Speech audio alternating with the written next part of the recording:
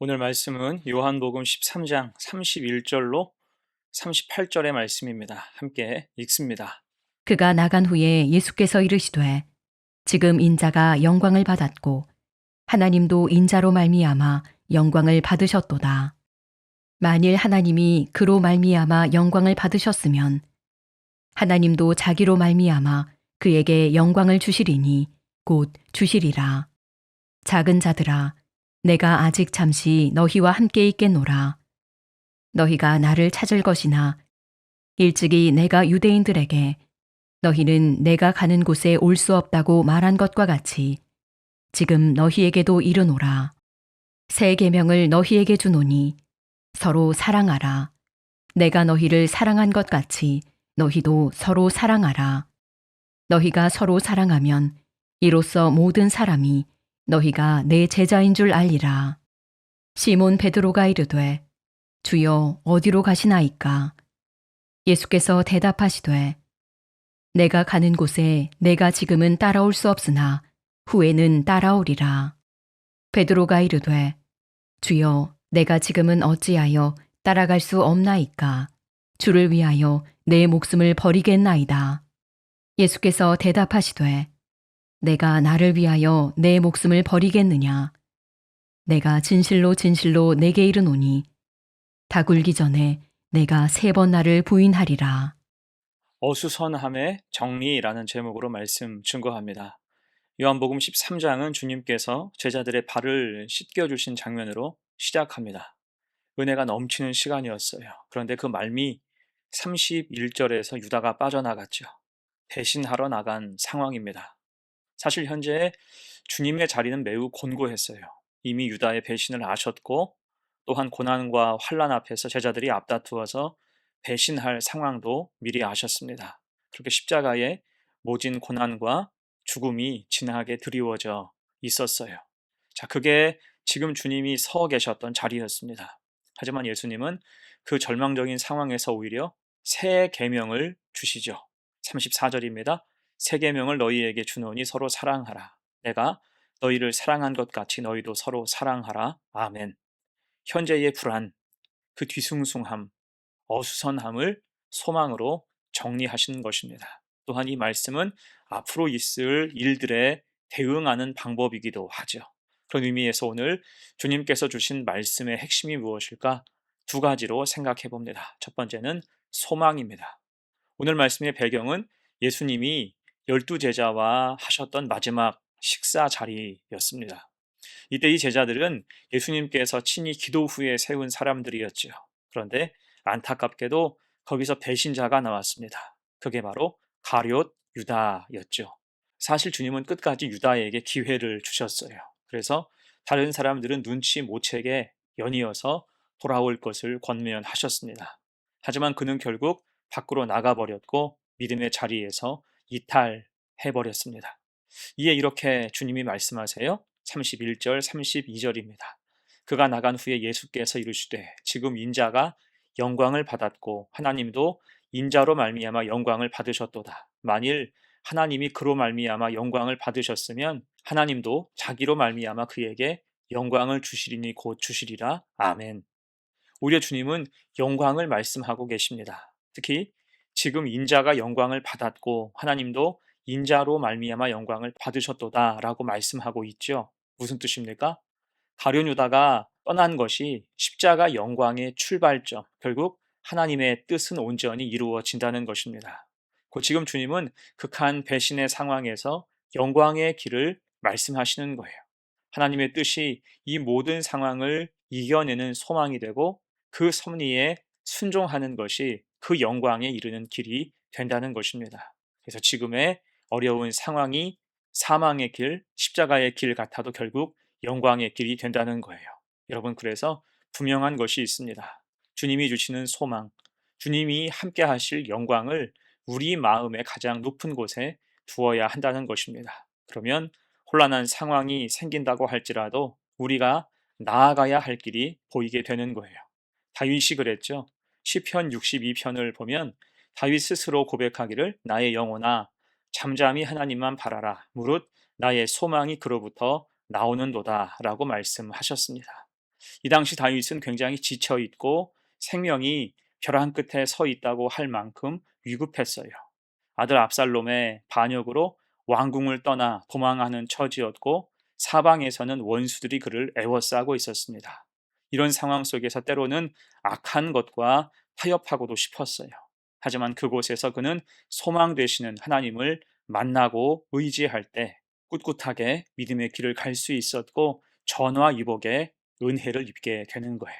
그래서 우리도 주님이 주시는 소망을 생각하며 바른 길을 택하고 딴 곳 보지 말고 믿음으로 그 길을 가야 할 것입니다.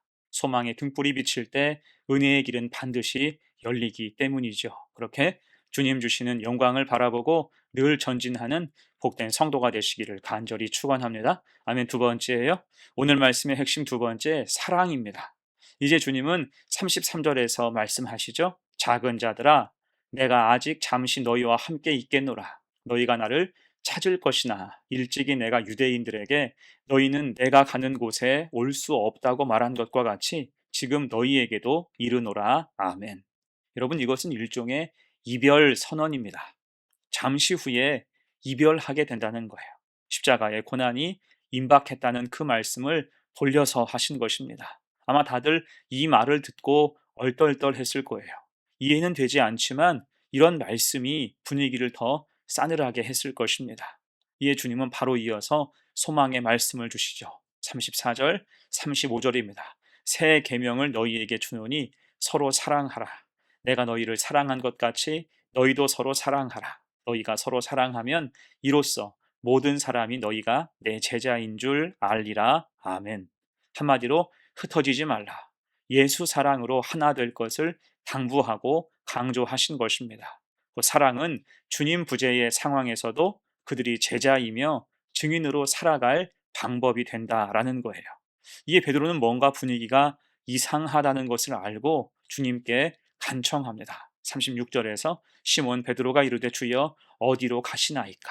또한 37절이에요. 베드로가 이르되 주여 내가 지금은 어찌하여 따라갈 수 없나이까? 주를 위하여 내 목숨을 버리겠나이다. 지금 베드로는 결연하게 이 말을 하고 있어요.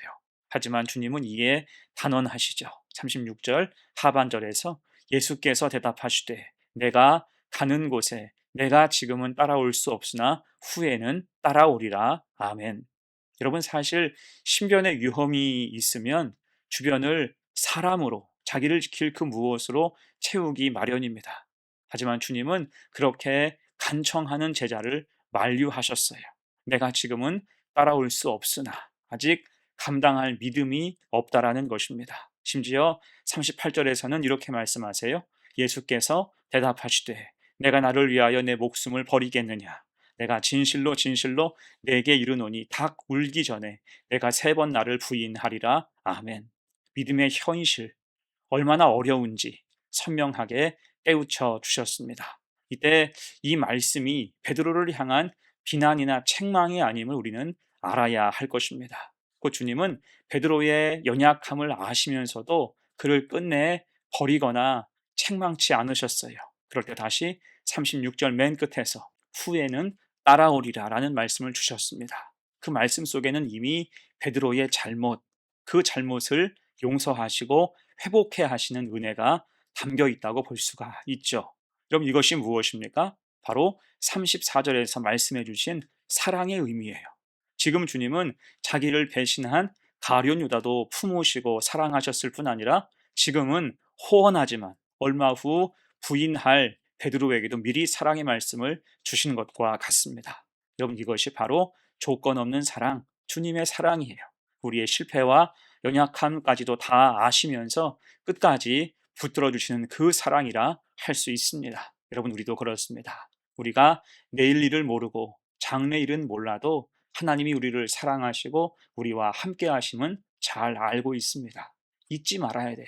그것이 소망이고 그 믿음의 소망은 우리 삶에 여유를 줍니다. 믿음으로 견디고 이기게 하시는 거예요. 다만 그 사랑을 모를 때 사람은 조급해지죠. 당장 베드로가 그랬습니다. 목숨을 버리겠다고 호언했던 그 베드로.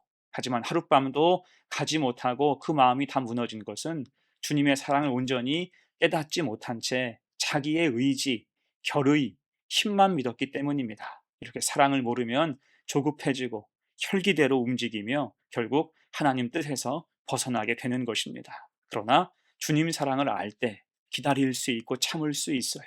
주의 영광을 바라보기 때문입니다. 그렇게 예수 사랑으로 믿음 지켜 주님을 향하여 나아가는 거룩한 성도가 되시기를 간절히 축원합니다. 이제 말씀을 마무리합니다. 오늘 주님은 새 계명을 주셨어요.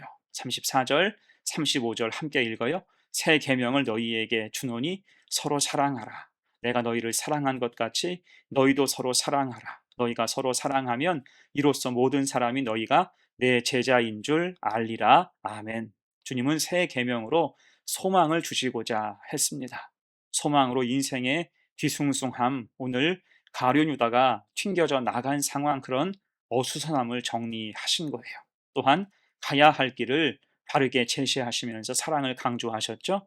주님은 제자들의 배신도 또한 연약함도 다 아셨습니다. 그러나 사랑으로 모든 걸 품으시고 묵묵히 십자가로 전진하셨어요. 더 큰 사랑을 주시기 위함이었고 이를 통해 산 소망을 심어 주신 것입니다. 이에 우리가 어떻게 살아가야 할까요? 새 계명을 주신 주님의 뜻을 깨닫고 소망을 오직 하나님께 두어야 할 것입니다. 그 세상은 흔들려도 주님 사랑은 흔들리지 않습니다. 그 변함이 없으신 사랑 위에 우리의 삶을 세워갈 때 어떤 혼란도 이겨낼 수 있다라는 거죠. 그렇게 서로 사랑하며 주님이 우리를 사랑하신 것 같이 서로 사랑하며 풍성한 은혜에 늘 임하는 복된 성도와 교회가 되시기를 간절히 축원합니다. 아멘. 함께 기도합니다. 은혜로우신 하나님 아버지, 오늘 말씀을 통해 어수선한 삶의 해결이 무엇인지 바라보게 하셔서 감사합니다. 새 계명을 주셨으니 우리 마음의 가장 높은 곳에 그 말씀 두게 하시고 잠잠히 주님을 바라보게 하옵소서. 또한 주님이 우리를 사랑하신 것처럼 서로 사랑하게 하시고 그 사랑으로 하나 되어 나아갈 때 거룩한 교회를 세우고 또 주님의 제자답게 살아가는 성도들 되게 하옵소서. 감사드리며 예수님의 이름으로 기도합니다. 아멘.